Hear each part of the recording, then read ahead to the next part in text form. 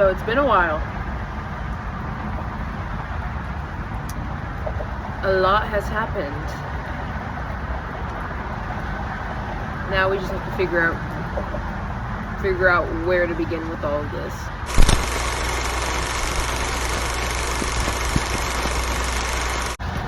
Hello, my name is McKenna, also known as Karma, and ye who shall not be named.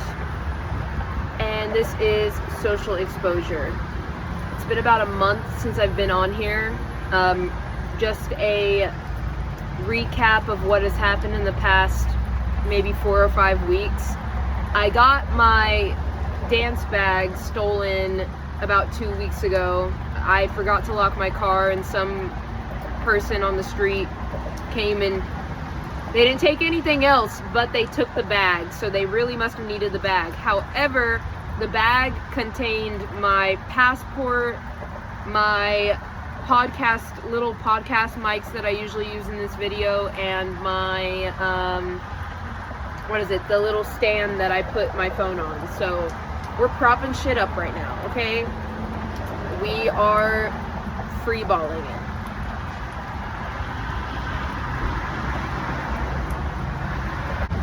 So in the last 4 weeks, I went on a crazy journey. A lot of bad things and a lot of other things that I'm like, they're in between. Can't say any of it was good.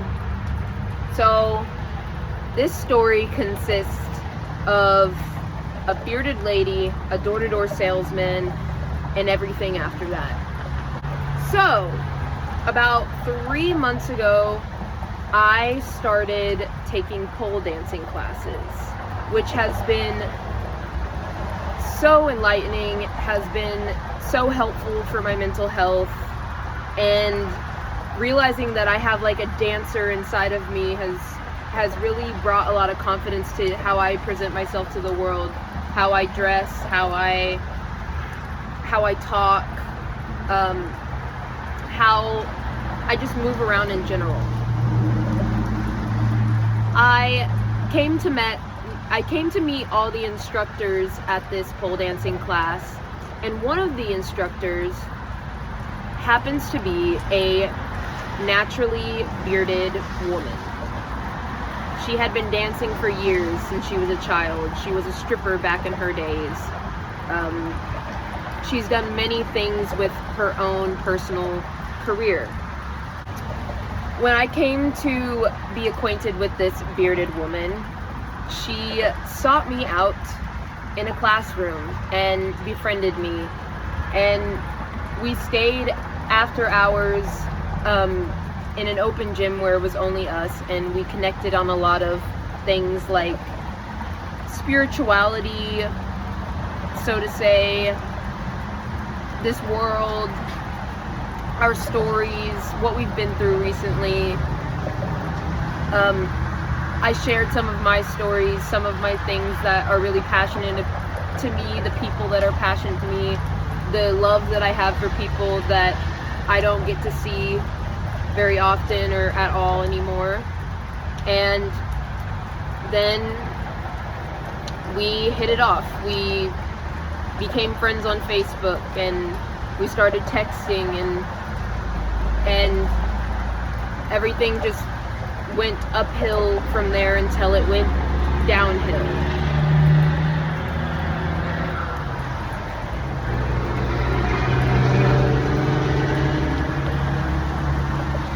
So for as long as I can remember, I have been battling and confronting domestic abuse with parental figures, and about, I would say, before the summer initially started, I had gotten into a physical altercation with a parental figure that I am having to live with right now due to the cost of living and just current reality things that won't last forever, but it is what it is now. And I I absolutely abhor being here, spending my days here. There are some days where I can keep it neutral, but there are other days where I just need to get away. And I'm really good at taking care of my needs, taking care of myself, making sure that I eat. I had built a routine from my own hands for the first 6 months of this year, where it consisted of me taking care of my physical health, my mental health, talking myself through many things, starting new hobbies or passions like pole, going to the gym pretty much every day because that was an outlet for me. Even going to work was an outlet for me at the sex store. And one day, I don't know what came over me, but I just had enough. And I was making my way to become a dancer at the local clubs because not only did I want to experience, the setting of a club for a little bit of a longer period than I did last year, I also wanted to gain performance knowledge, how to be entertaining on stage, being a stage presence, because let's face it, the money here in Oklahoma when it comes to the legal sex market is not very lucrative. It caters to men who don't have the money to even be there. So the most that you can get out of it is learning how to be a presence in a room, navigating that, and having a deeper understanding of how you show up, rather than really making real money, unless you do other things on the side. So I made up a story that I was going to be house sitting for somebody, and I wasn't going to be home that much. And I knew that with that, I needed to backtrack, and I texted this bearded woman, and I'm going to be relaying to her as the bearded woman pretty much through this whole story, because that's literally all she is. And underneath, there's not as much there as most people think, which is disappointing. So I texted her, I told her about my situation, how I've been living in an abusive place, and I really wanted to get out of this situation, and I wanted maybe to have a place for at least a little bit, just to sleep, so I didn't have to sleep here. And what do you know, she was already fixing to move and sign her or pay for her last lease at her apartment she had been at for 3 years. And she said that I could come and stay there and I could sleep there. And I saw it as an opportunity, just to have a moment of peace.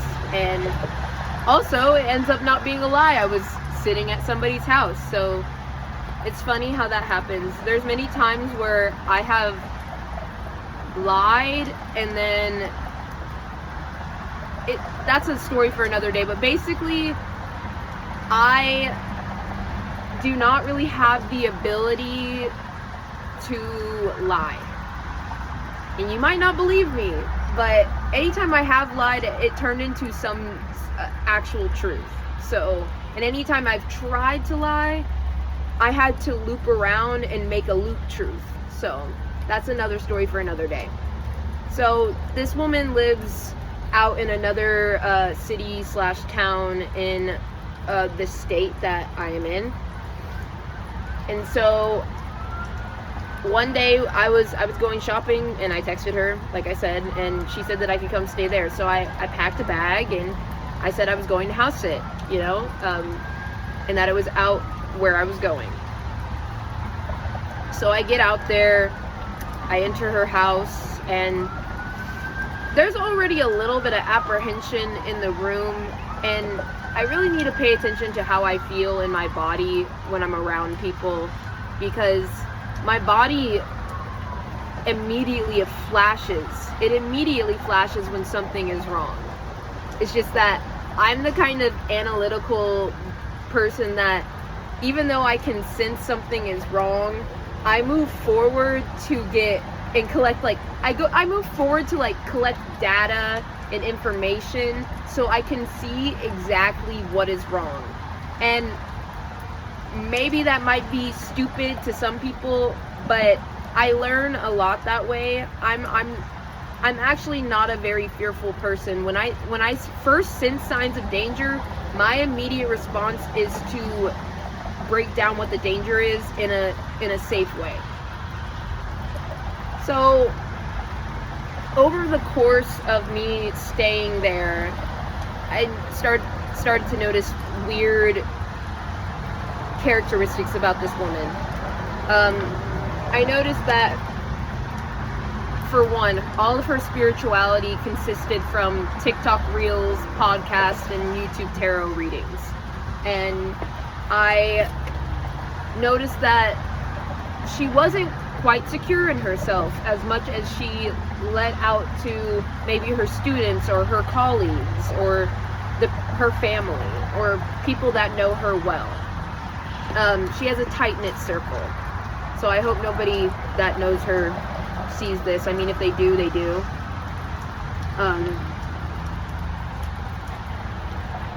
Things started to escalate real quickly in the 3 weeks that I had resided there.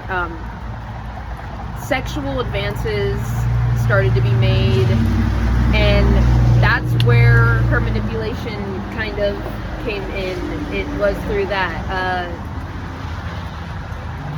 There was a moment where I noticed that attraction started to form, but I couldn't locate where it was coming from because it wasn't initiated by me.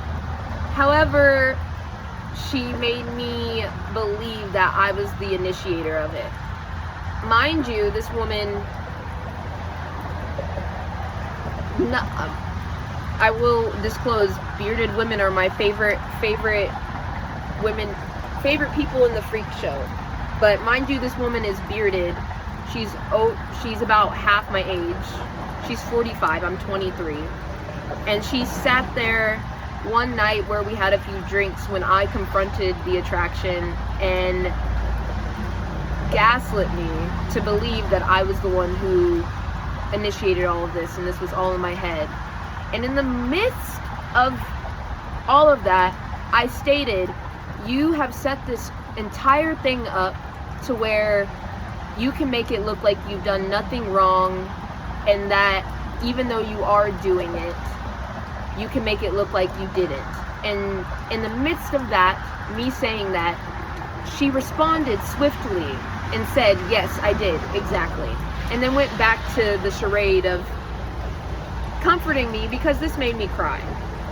This made me cry because I had been boiling over, and that made me vulnerable. I had been dealing with living here for almost the entire year now with the person that I live with, the parental figure that I'm living with.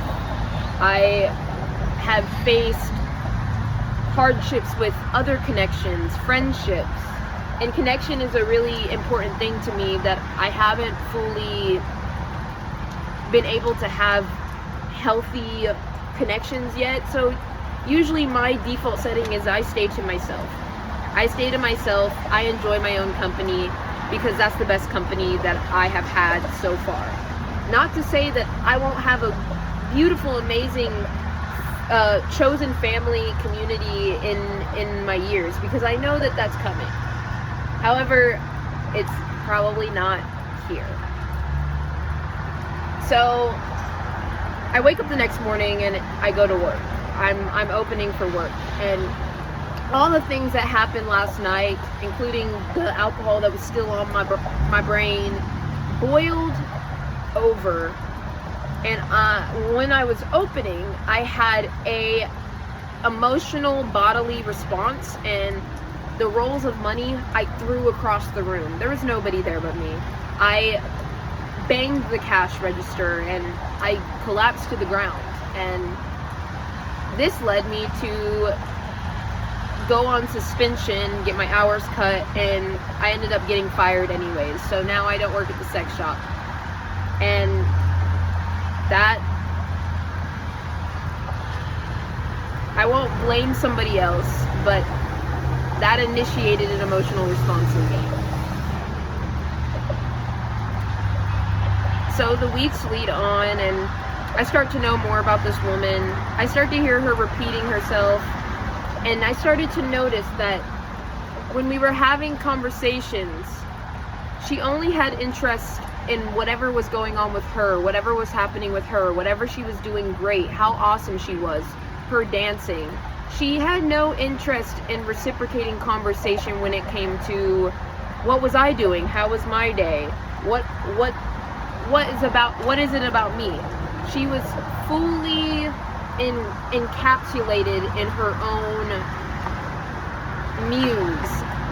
But the trick is that for her muse to be real, she outsourced her validation anywhere she can get it, from being a teacher in a dance studio to somebody doing a palm reading for her to a video on TikTok telling her that people are jealous of her, or the haters in her TikTok comments, or being a good mother and how everybody tells her she's such a good mother, or her family members or her friends, or her friend who wants to be just as skinny as her. You know, all of her validation came from outside of her and not inside of her. And when I was around, I was a strong source for her to get validation from, because I'm self-regulated, I'm self-validating. I learned early that I cannot spend time being morally responsible or caring about what others perceive me as. So I've never actually enjoyed getting my validation from other people. I don't enjoy compliments. I don't enjoy showing off my achievements even, because I have lived in narcissistic households for a very long time. I've had narcissistic friends for long periods of time where any of my achievements would get diluted down whenever I shared them. Anything that was good to me and that I was proud of for myself was not acknowledged. So I had to learn how to acknowledge myself. So every night, every day, we spent hours and hours talking about her. Whenever the conversation shifted to me or something that I wanted to share, it would go silent and she would get quiet. And again, the sexual advances and validation from this 45-year-old bearded woman fed her system she needs to validate herself even more. I'm gonna say it, I'm a beautiful young woman. I'm smart. I would say I'm mentally more advanced than many people my age.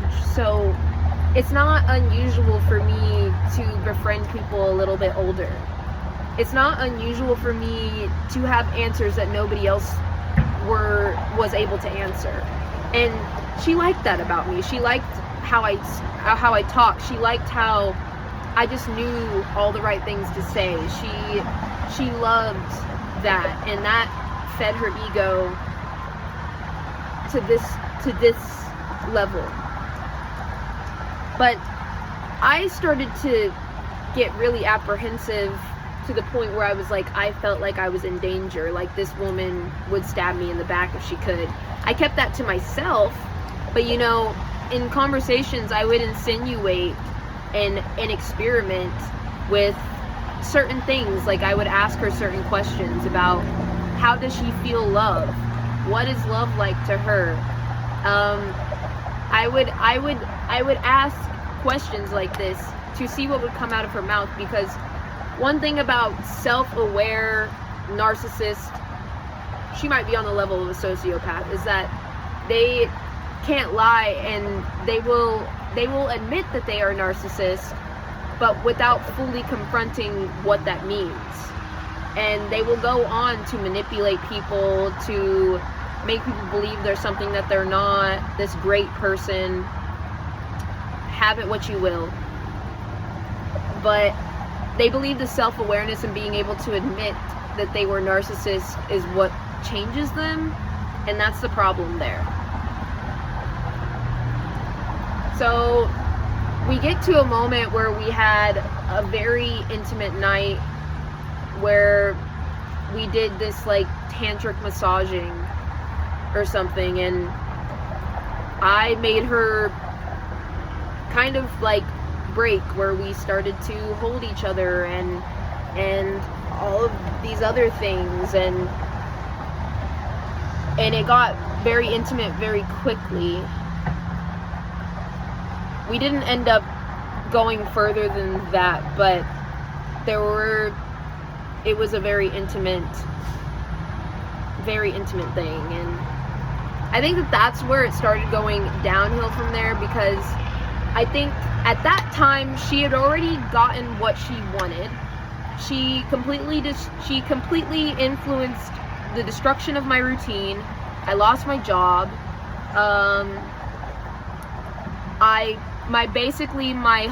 That span of 3 weeks of my existence revolved around her and her mind, which made her feel good. And she felt like she was playing with her food, like I was her food source, that she was the predator somehow. But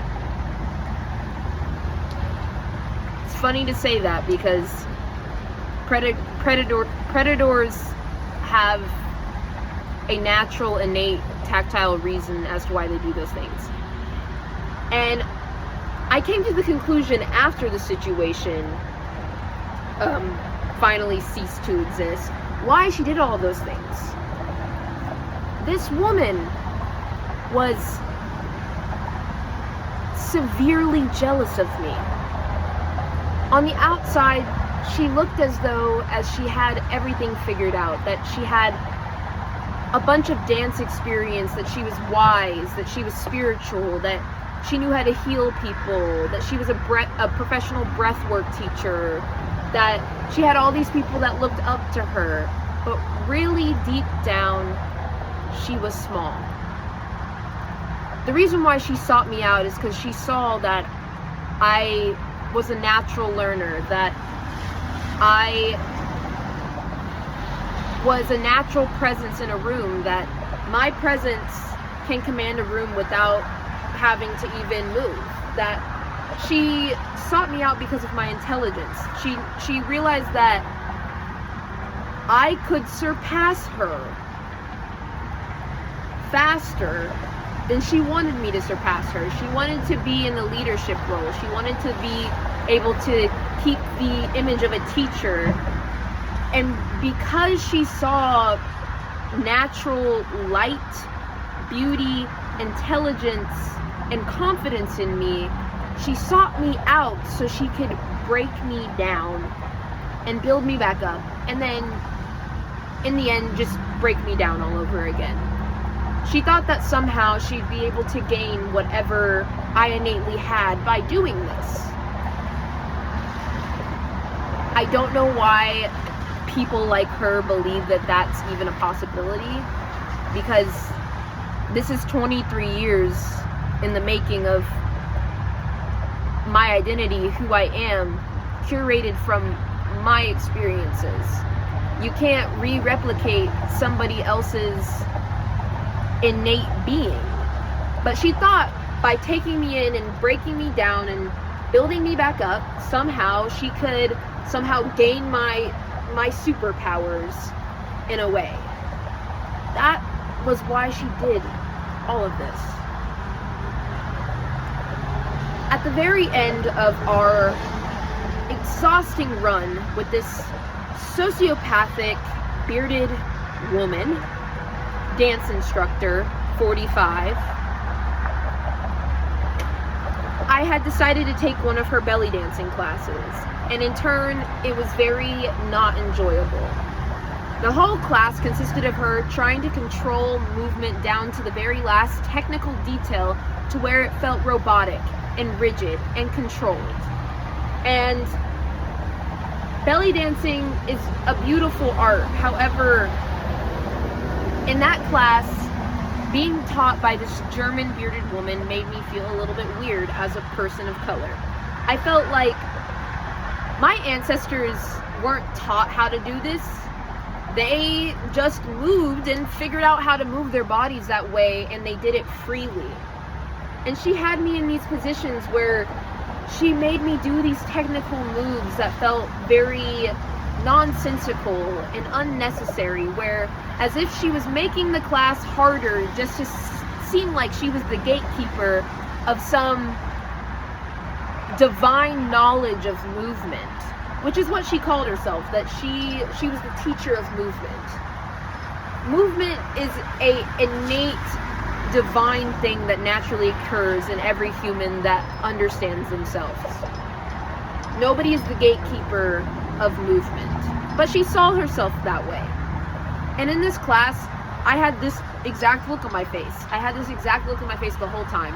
I didn't look her in the mirror because she wanted that intensity of teacher and student, of me looking in the mirror after everything that had happened, and I just felt uncomfortable with it. She wanted that moment to feel like she was the center of this class that she's supposed to be teaching. And in teaching, it is a selfless act. You are not the center of attention as a teacher, but that is what her exact reason is to teach. So she can feel validated on how much of a savior of people she is, or how much of a guide she is. She wants to be this big guide, teacher, and service to others, to make herself look like she is amazing. This whole class was just not enjoyable. After I left the class, and this is the only teacher that I have ever left a class exhausted. All the other teachers are amazing teachers. They have helped me build confidence in my skills. They know how to make people enjoy the class.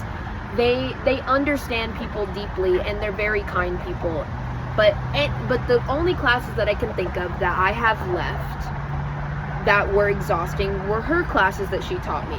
I left that class so exhausted to the point of tears.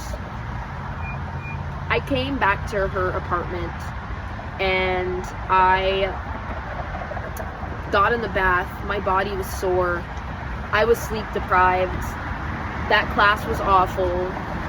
And I just wanted to stay in the room that she allowed me to stay in and not come out and not talk to her and just stay there for the rest of the night. I was deeply heartbroken because I knew how this was going to end. I saw how this was going to end before it did. I allowed her to believe that she had all sense of control in the situation because that's what she wanted. I don't care. I don't care about controlling people. I have no reason to control other people.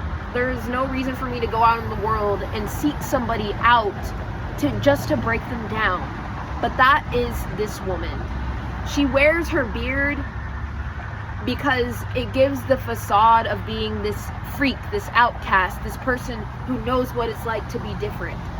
However, when the beard comes off, she is just a regular white woman in society. She grew out her beard because she knew it would make her a spectacle in a room, and that's exactly what she wants. She wants to be a spectacle, to be validated. I am literally tense anticipating her arrival back to her apartment because I can feel that it's going to be tense. It's going to be tense. I can feel from miles away that she's like, oh, she didn't look at me. Oh, she didn't even say bye to me. Oh, she messed up my class. She ruined my dance class that I'm supposed to be the center of attention, teaching people how to dance, breaking it down where they can't learn as fast as they could and can't excel as fast as they could, so I can be the gatekeeper of movement because I'm the teacher. And I could feel all of this coming. I could feel all of this coming because I'm all here. I'm all here. And she wanted to be all here like me. But baby, you can't be me. No matter how much you try to break me down, you can't suck the life out of me and somehow gain whatever I have. It just logically doesn't work that way, but sociopaths and narcissists do not run off of logic, so don't expect them to. I see her get home, and I do my very best to stay in the room because I don't want to talk to her, because I already know the conversation is going to be about her, whatever happened to her. It's going to be about how great she did, how everybody loved her class, how everybody was having fun, how did I like that? Everything is going to be about her, and I just don't have the mental capacity to have another conversation about this woman. And let me stop where I'm at for a second just to disclose. When I invest time into people, it's because I care. I care about them. I care about what they care about. I value them as a whole being. So when I invest time into somebody, it's a very serious thing to me, because time and money are the most valuable things in this world. And I invested a lot of time into this woman, is what made me also heartbroken, because it was the first friend that I made this year. And when I invest time into somebody, it means that I'm serious about this connection. I want to know who you are, down to even the worst parts about you. And I want to value you for the person that you are.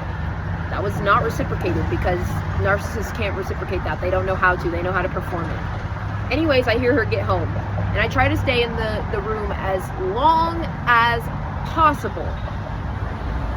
But I literally feel the walls of her space pushing me, energetically pushing me to come out of the room, because she's dying to get her fill of validation from me for the night, because she starts her day with validation. She needs to end her day with validation from somebody else. And I feel her energy physically ejecting me out of the room. And you know what I said? I'm not fixing to play this game, whatever. I'm gonna get up, I'm gonna go outside, I'm gonna smoke the cigarette with her. Yeah, I also started smoking nicotine again at her house. Am I mad about it? No. It's kind of enjoyable for the moment being. I get out there, she starts talking about herself. She prompts if and asks if I liked her belly dance class. And I say, I mean, it was cool, however, I feel like belly dancing is something my ancestors did just because it made them feel free and made them feel human. And I felt like it was a little bit too technical for me. She definitely didn't like that answer.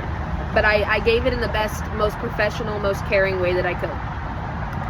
And then I start kind of trolling this woman, because I'm done. I'm maxed out. I'm done. I don't care what happens next.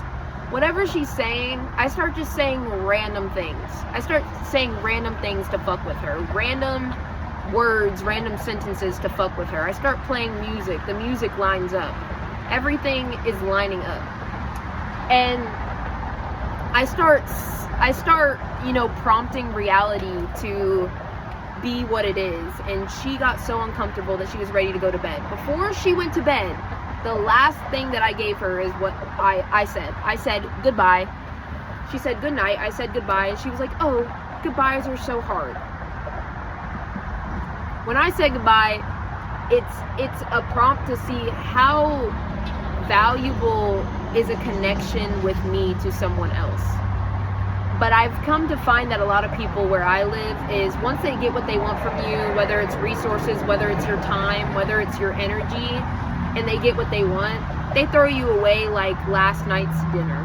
They don't care, because they lack empathy, moral standing, and everything under the sun. It's fucked up. It's a very dull place to live. But next morning I wake, and for some reason my alarm's been turned on for 7:30. Mind you, I didn't have the alarm on the whole week. I just lost my job. I just started at the strip club. I hadn't had the alarm on at all because I needed my rest. I needed my rest. I wake up drained.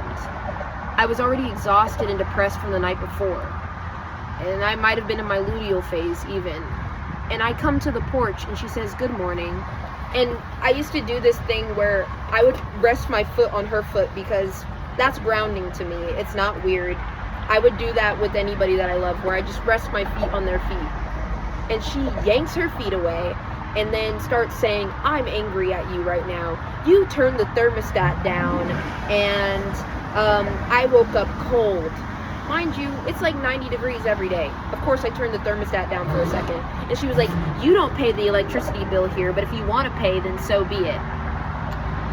I'm going to backtrack to the day before. She was upset because she owed an extra $166 on her last month's rent.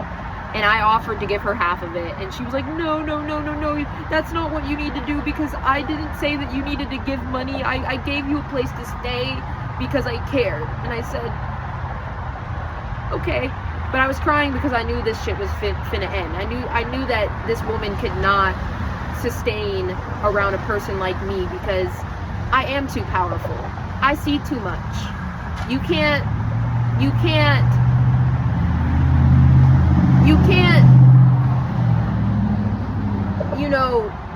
can't put stuff over my head. I'll let you think that you're putting it over my head, but really I'm collecting data, so I know exactly what to do. The whole time. In the back of my head, my subconscious is working overtime for me and allowing you to believe that you did whatever you thought you did. And I yelled that morning, and like a dog, she told me not now. So she tried to pause my emotions of literally acting in response to how I've been treated for 3 weeks, investing time into this friendship. And she said, not now. Not now. I did not give a single damn when she wanted it. So I started going in on her. I started calling her out for everything she was. I started saying, denoting to my presence to a freaking light bill. I started airing her crap out, that everything about her is a lie. Her beard's a lie. Her persona's a lie. Everything about her is a lie. And I don't like being around lies for too long. I mean, she was the first record. 3 weeks is probably the shortest amount of time that I've been around a lie. And then the door-to-door salesman broke the record for like 4 days. Wow. Up and running. But I started going in on her. I started yelling. She tried to close the door, ignore me. I was like, I don't care. I started throwing all the clothes that she gave to me back at her. I took my bag of money and I threw it on the freaking table, and I was like, here's for about the 3 weeks that I stayed here. This probably covers everything. And then the last thing I yelled was, you are the first friend I made this year, and you turned out to be a lie. To where she ended up cornering me in the room, which is something that I told her that happened to me in my abusive experience. She cornered me, and then she told me to get out like a dog. And I cried, and then I realized that I still had her keys to her house on my key ring. And so I calmly came back in, I handed the keys over to her, and I left without slamming the door. Because what the hell? She also tried to do all of that to make me feel uncomfortable to do something that I love, which is dancing. Because she didn't like seeing somebody who could surpass her in her talent because they have a natural presence. She thought by doing that she could break me away from something that has literally transformed me this year and literally has made my life worth living, which is learning how to use my body again, which is not something that she taught me, but something that I was guided to do by the things that keep me safe. So, that's the story of the bearded woman. A freak, an outcast, turned out to be a narcissist with little to no personality of their own, and a sociopath.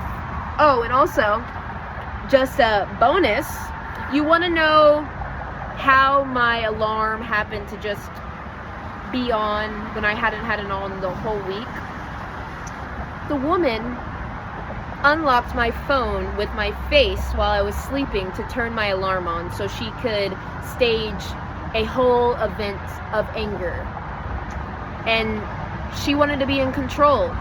She wanted to be the one who got to say goodbye on her terms.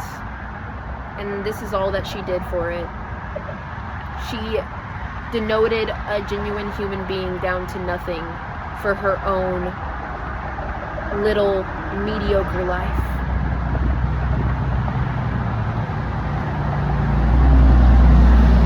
That's the story of the bearded woman. Hi, my name is Karma. If people would just get that through their heads, maybe they would be safe. Also known as McKenna at birth. But don't be fooled, I didn't give myself the name Karma. It was a name given to me by friends who knew me. And this is me today.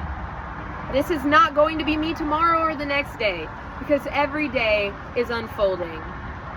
Every moment I wake up, the one I put on my makeup. You know the rest of the song.